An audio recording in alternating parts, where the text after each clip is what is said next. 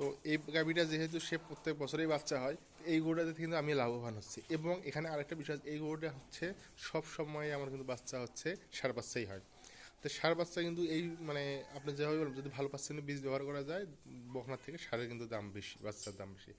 একটা হয়তো ভালো বকনা, আপনার যে বকনাটার দাম হবে হয়তো 60-65 হাজার টাকা, যদি একটা ভালো বকনার দাম হয়, সেই ওই মানের যদি শুধু ষাঁড় বাচ্চা হয়, ওর দাম প্রায় 80 হাজার টাকার মতো হবে, 10-15 হাজার টাকা কম বেশি হয়।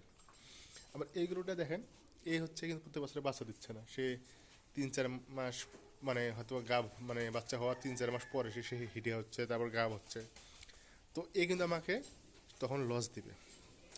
তো এই ধরনের গরু আপনারা লালন পালন করে আবার সেই লাভবান হতে পারবেন না। বছরে আপনার বাচ্চা হতেই হবে যদি আপনারা বাচ্চার প্রজেক্টে যান।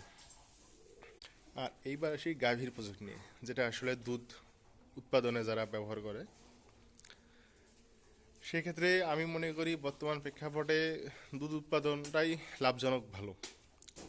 আপনারা প্রত্যেক বছরে বাচ্চা পাচ্ছেন, আপনারা একটা গরু থেকে যখন আপনারা প্রত্যেক দিনে আপনার 15 থেকে 16 লিটার অ্যাভারেজ দুধ পাবেন, তখন সে দেখবেন সে আপনি যে দুধটা পাচ্ছেন, এই দুধটা বিক্রি করেই আপনি আপনার হচ্ছে গাভীর খাবার, নিজের খরচ, এইটা আপনারা চালিয়ে নিতে পারবেন।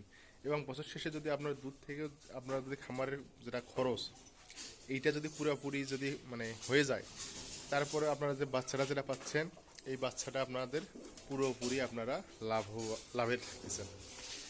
এই জন্য আমি মনে করি যে হচ্ছে গাভী পালনটাই সব থেকে বেশি লাভ, মানে দুধ উৎপাদন করতে পারলে আর কি।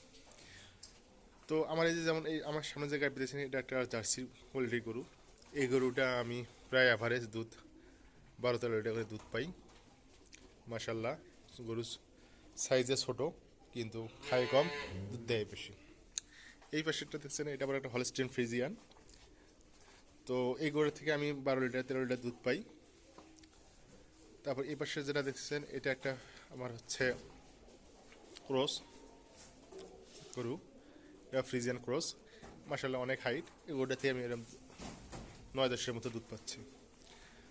তো আপনারা আমার মানে আমি যেটা বোঝাতে চাচ্ছি সেটা হচ্ছে, আপনাদের যদি ঘাস থাকে আর যদি হচ্ছে মানে যদি আপনারা নিজেরা পরিশ্রম করতে পারেন, তাহলে আপনারা গাভী গরু লালন পালন করেন, কারণ গাভীতেই আপনারা লাভবান বেশি হবেন। আর এই পাশে মাসাল্লাহ আমার হচ্ছে কিছু বকনা তৈরি হচ্ছে, আমার গাভীর বাচ্চা। এইগুলো আমার ভবিষ্যৎ জেনারেশন, মাসাল্লাহ বাচ্চারা খুব মানে ভালো মানের বাচ্চা হচ্ছে আমার এলেন, আমার ভবিষ্যৎ গাভী এরাই হবে।